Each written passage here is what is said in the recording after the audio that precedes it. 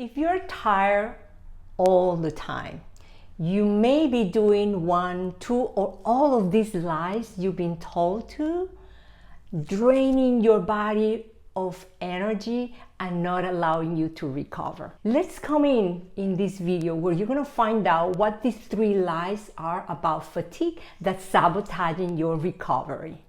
Hi, my name is Lily Lay, and I'm a physician with background on both medicines, the Eastern and the Western. And it is through the Eastern medicine where it gave me the understanding of how we can heal without medicine.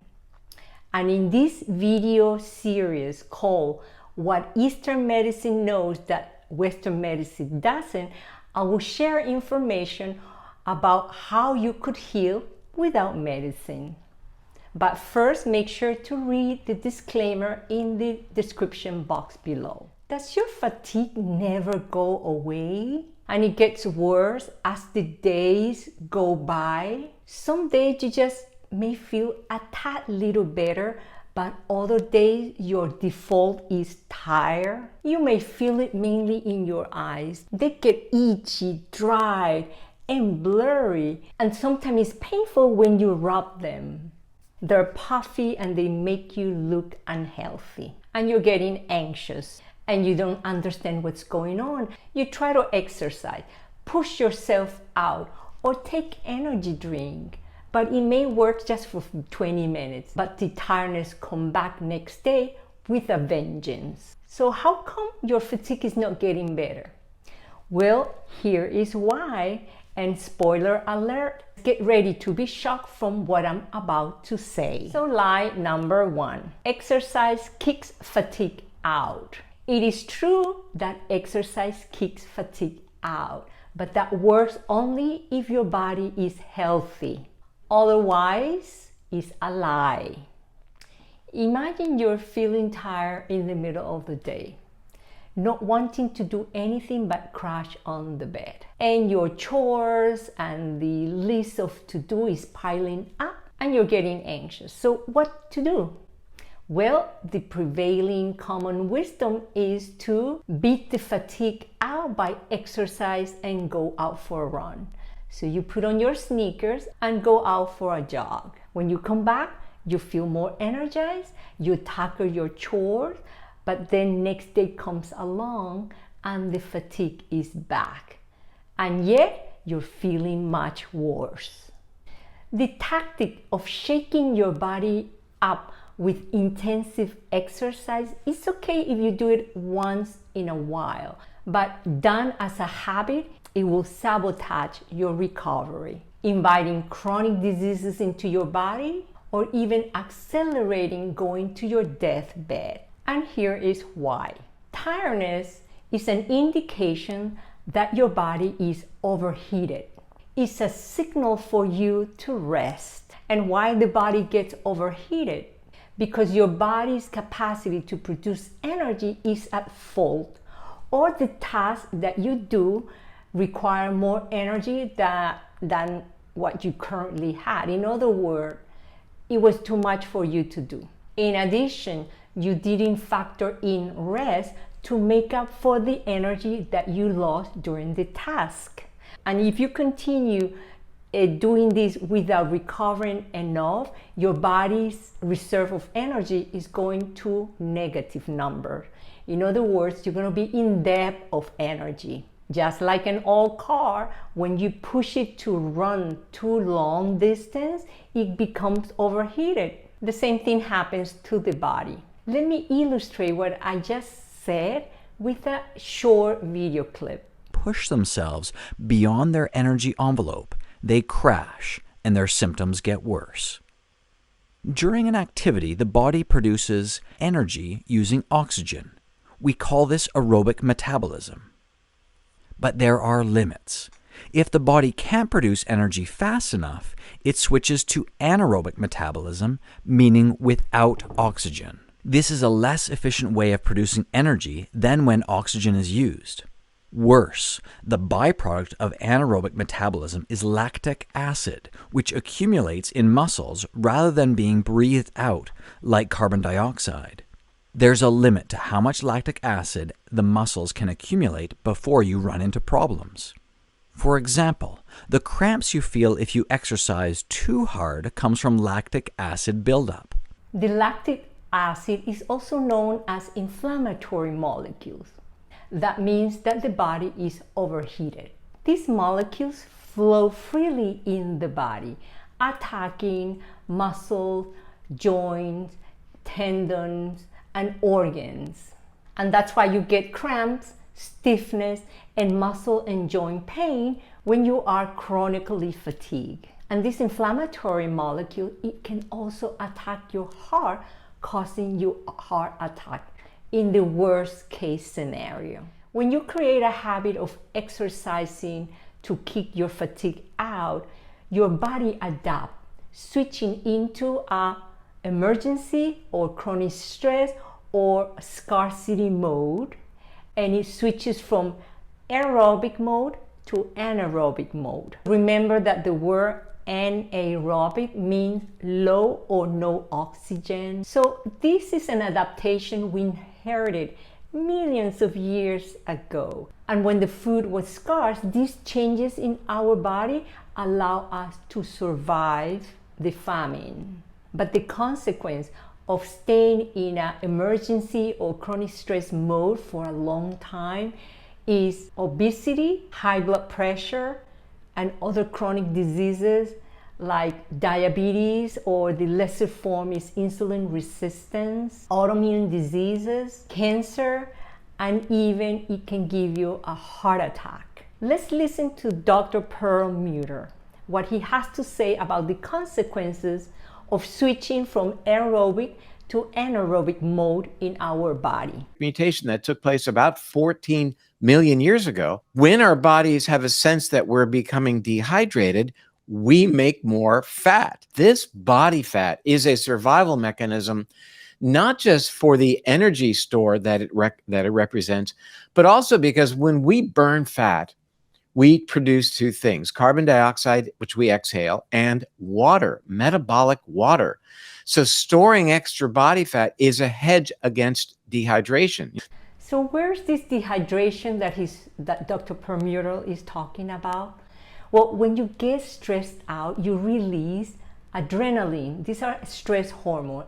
If you notice, when you're stressed out, your lips get dry, and that's where the dehydration comes from. And this is the trigger for your body to make more fat to survive. So let's hear more. That we have within our bodies a mechanism that is also going to help us survive, called the polyol pathway, whereby we create fructose in our bodies even when we're not eating fructose. We convert glucose, blood sugar, into fructose. And what might stimulate that would be things like thinking we're dehydrated. So when serum sodium goes up, even though we're not eating fructose, or we may be, our bodies take glucose and make fructose out of it, because that's a surefire way to make more uric acid, to make more body fat, because that body fat can be water when our bodies think we are dehydrated. So basically, what you have heard is to just understand that when you're stressed out, your uric acid is elevated.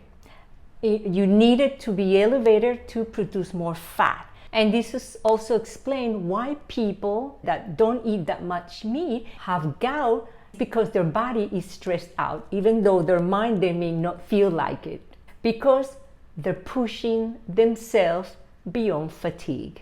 Okay, let's watch another video clip from Dr. Perlmutter explaining why raising the blood sugar is another means for us to survive millions of years ago. How was this beneficial back in the day? How was this horrible thing that we all talk about called insulin resistance? Why was it a good thing? Well, it was a good thing for our ancestors, because becoming insulin resistant allowed them to make enough blood sugar so they could power their brains, so they could find food and not become food. They wouldn't be eaten by other animals. We need to power our high card. Our high card is our big brain.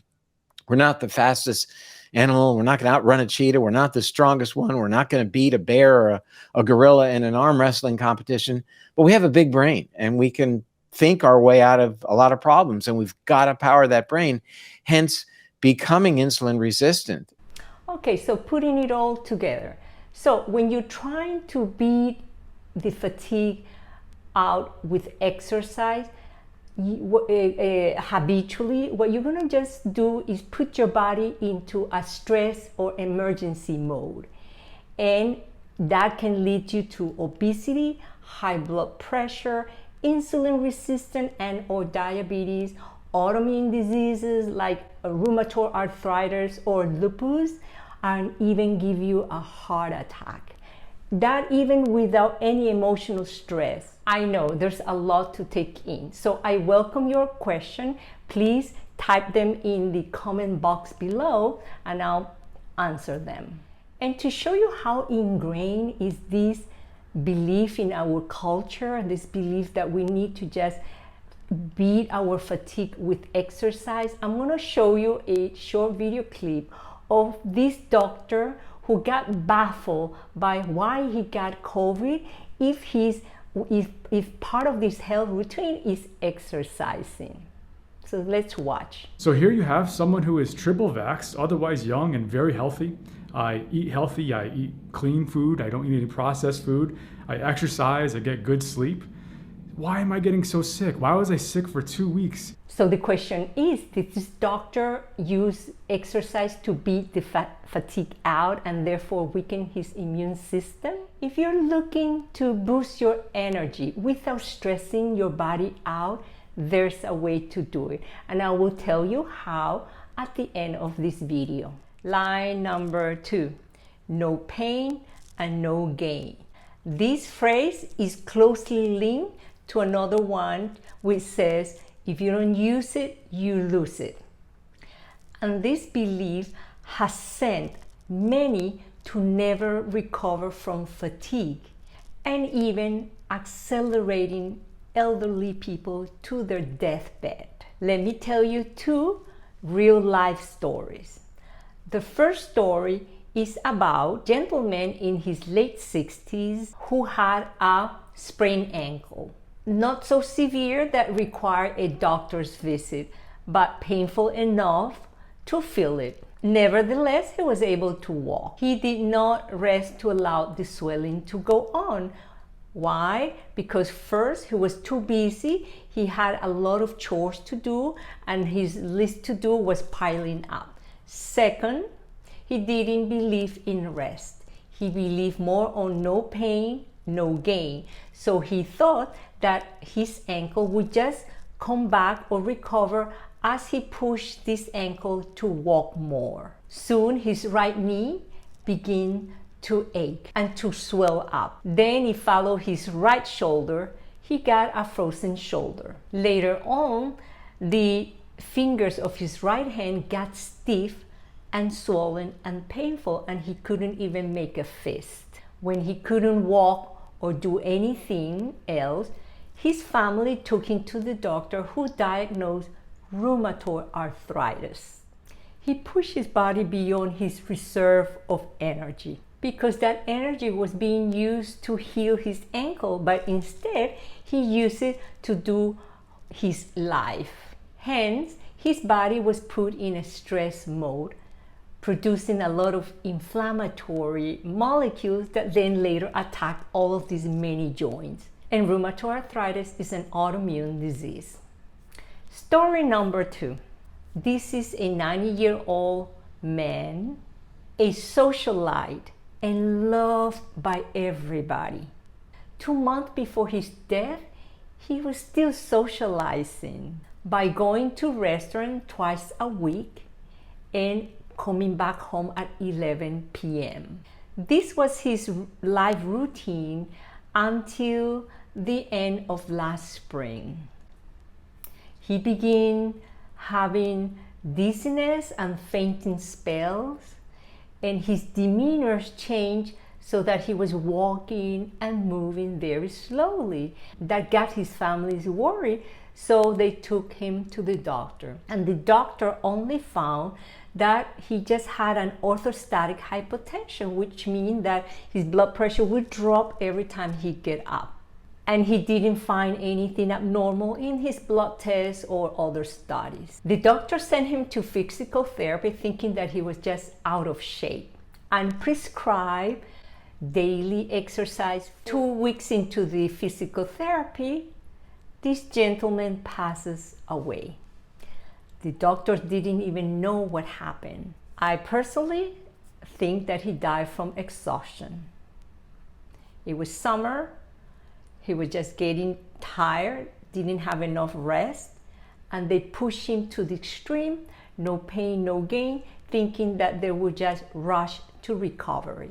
Instead, they rushed him to his deathbed. This 90-year-old frail body could not stand the stress of the no pain, no gain. The phrase of no pain and no gain, it is very useful to have you reach to higher ends, but it works only on healthy body, not on tired ones. Lie number 3, drinking or eating energy stimulants will boost your energy. Although there's no denying that eating a spoonful of sugar or eating some pastries or even a bread or even a piece of fruit or drinking a cup of cappuccino or drinking some energy drinks will boost anybody's energy. And that's why these drinks and this food are so popular. But this only lasts for 20 minutes because after that, the crash comes. This is known by everybody. But it's a lie that this food or drinks raises your energy. I know a way to boost your energy naturally, without the crash. No need to drink anything or take anything or go anywhere, just where you are, in 4 simple steps and in less than 10 minutes. Listen to somebody who used to drink energy drinks, but not anymore, after he learned how to jumpstart his energy naturally. And when you finished, were you very tired or were you more energized? Not at all. Not at all.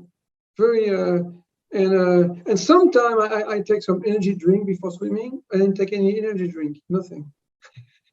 And if you're interested, go to this link to register in my live webinar for free, Beat Your Fatigue for Good and Flourish, happening on Wednesday, July 27, 2022 at noon Eastern Standard Time. Attend live and stay until the end of the webinar, and you will receive my free guide to jumpstart your energy naturally, a value of $27 for free.